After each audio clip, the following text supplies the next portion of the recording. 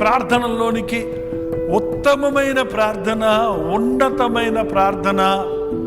ప్రభువా, నన్ను నాకు అది కావాలి, నాకు ఇది కావాలి అడగాల్సిన అవసరమే లేదండి. నిన్ను జ్ఞాపకం చేసుకుంటే నీకు ఆకలి ఆయనకు తెలుసు, నీ దాహం ఆయనకు తెలుసు, నీ అవసరత ఆయనకు తెలుసు, నువ్వు ఉన్న పరిస్థితి ఆయనకు తెలుసు. ఆయన జ్ఞాపకం చేసుకుంటే స్పష్టంగా చెప్పాడు, నేడు నీవు నాతో కూడా భారతదేశంలో ఉంటావు. లోకంలో మనుషులు తక్కువ జాతడనో, దొంగోడనో, మోసగాడనో, అబద్ధికుడనో, వ్యభిచారనో, తాగుబోతానో మారిన తర్వాత కూడా మనుషులు మనల్ని నమ్మటం లేదండి. మారిన తర్వాత కూడా ఒకలాగా ఎక్కిలిగా చూసే వాళ్ళని చూస్తుంటాం. డోంట్ వర్రీ, పోగొట్టుకున్న హక్కును దేవుడు మనకి ఇచ్చేవాడు ఉన్నాడు. ఆయన హక్కును చేర్చుకున్నాడు.